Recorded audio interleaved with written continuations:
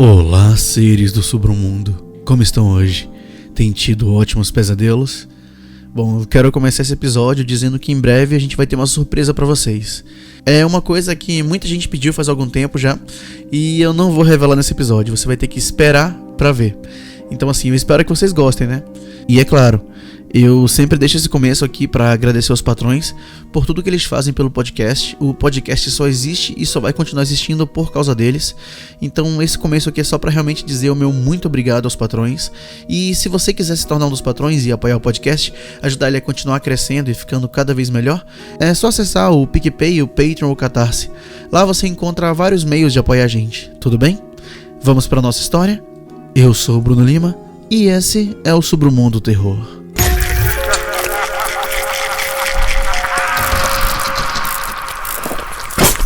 Submundo Terror.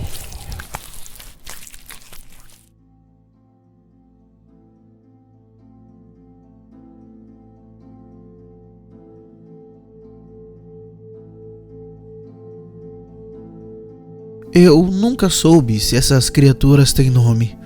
Sempre foram apenas eles. Aprendi sobre eles quando eu era muito jovem e morava em um lugar mais quente, de que agora mal consigo me lembrar. Pelo que me lembro, foi por causa deles que tivemos que nos mudar, embora eu só tenha visto um muito mais tarde. Meus pais me levaram para morar nas montanhas. Vai ser mais seguro, eles disseram, e por muito tempo foi. Fizemos nossa nova casa na floresta, no alto da encosta. A lenha era abundante e meu pai era um caçador, então tínhamos casacos de pele e nunca nos faltava comida ou aquecimento. Minha mãe era pintora e acho que eu seguia os passos dela. Logo, nossa casa estava cheia de pinturas, retratando cenas das viagens de caça de meu pai, das quais ele sempre se gabava. A própria terra está repleta de coisas que a alma de um artista anseia capturar. Uma floresta perene cobriu nossa montanha em um anel de picos austeros, preto e branco, formou um horizonte recortado. Além disso, em direção às grandes calotas polares, uma vasta tundra se estendeu em um mar de grama avermelhada e marrom. Luzes verdes e maravilhosas frequentemente enfeitavam o céu com sua dança fluida. O pai caçava e mantinha viva a tradição de contar histórias, enquanto a mãe procurava e pintava. Conseguíamos estabelecer uma existência acidentada, às vezes solitária, mas em última análise, bastante satisfatória. Aquilo não durou. Eles vieram para nos assombrar mais uma vez. As perguntas ainda me atormentam. Será que eles vieram atrás de nós? Eles foram atraídos por nós de alguma forma ou foi apenas ao acaso? Soubemos da chegada deles quando meu pai não voltou de uma das suas caçadas. Minha mãe foi procurá-lo e, ao voltar, disse-me sem fôlego que os avistou, rondando entre as árvores. Depois daquele dia, eu nunca mais vi meu pai. Ficamos quietos por um tempo, enfurnados em casa, apavorados, esperando que as criaturas não nos localizassem e que simplesmente fossem embora. Mas então, a comida começou a acabar e nós precisávamos começar a correr riscos. Meus pais escolheram esse lugar por ser remoto. Não havia ninguém por perto a quem recorrer. Então, mamãe me levou para caçar. Ela estava com muito medo de me deixar sozinho em casa, caso eles encontrassem nossa casa. Pescávamos em riachos e até descíamos a encosta da montanha até um vale mais verde para comprar frutas. Foi durante uma dessas excursões que os vi pela primeira vez. Apenas 2 deles, cobertos com pelos desengrenhados e curvados, estavam rastejando pelo chão. Tenho certeza de que eles também nos viram, mas mantiveram distância. Nós recuamos e cobrimos nossos rastros no caminho para casa, olhando com medo por cima dos nossos ombros. Não muito tempo depois, estávamos em uma área mais elevada e vimos movimento abaixo. Eles saíram em grande número, correndo entre as árvores como um enxame de insetos na vegetação rasteira. Eles não nos encontraram, pelo menos não tinham nos encontrado ainda. Desde então, Eu não conseguia dormir muito, acordando de pesadelos frenéticos de monstros invasores e esperando que eles fizessem isso no mundo enquanto eu estava acordado. A minha mãe descansava ainda menos, insistindo em manter vigília. No final, foi exatamente isso que a condenou, pois um dia o atordoamento do cansaço nos deixou lentos. As criaturas estavam esperando por nós, escondidas na neve. Elas vieram como uma horda, gritando loucamente. Minha mãe gritou para eu correr, e eu, sem pensar duas vezes, comecei a sair dali. Uma sensação esmagadora de desespero, muito mais forte do que o medo, me dominou, enquanto percebi que ela não estava me seguindo de perto. Olhando para trás, eu não conseguia mais vê-la, mas hesitei por tempo suficiente para os monstros começarem a me alcançar. Em pânico, eu fugi, com as lágrimas me cegando. Quase perdi o rumo e tive que voltar para o riacho para tentar esconder os rastros das minhas pegadas. Naquele momento, eu só pensava: meus pais se foram. Eles não estavam mais comigo. O pensamento me encheu de tristeza e minou minha vontade de continuar.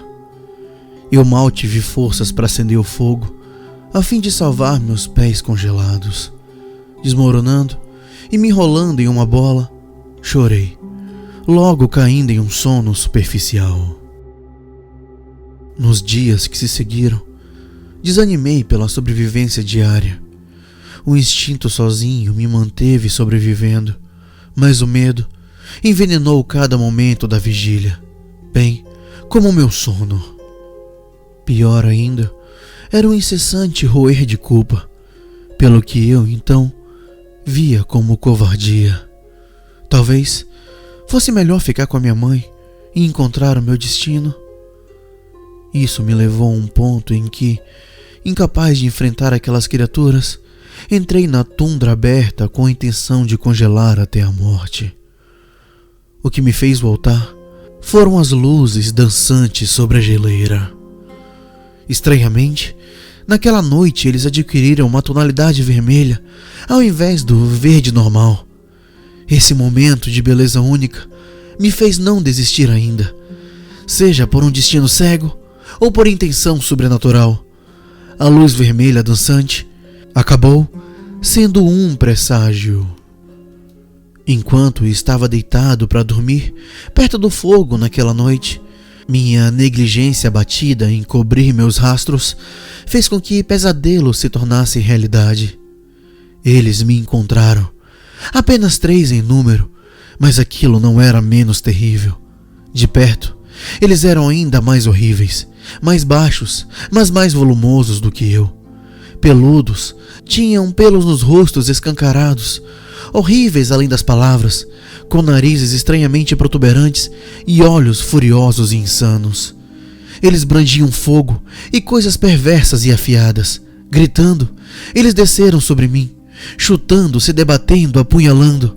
Em pânico e desespero, ataquei-me debatendo, gritando, agarrando, arranhando e mordendo. Quando os meus dentes pregaram a carne exposta da mão de um monstro, perfurando a pele e esmagando o osso com quase nenhum esforço, eu provei seu sangue quente e tinha um gosto muito bom. Um grito de tormento acompanhou um jorro de sangue de uma mão decepada, fazendo os monstros recuarem no que parecia ser um terror genuíno. Não tendo tempo para me sentir confuso, agi por instinto e ataquei outra criatura, cravando minhas garras nas órbitas dos olhos. Com um grito curto, ele ficou mole. O último correu para salvar sua vida. Mais uma vez, meu instinto assumiu o controle, onde a mente confusa cedeu, enquanto eu seguia a criatura.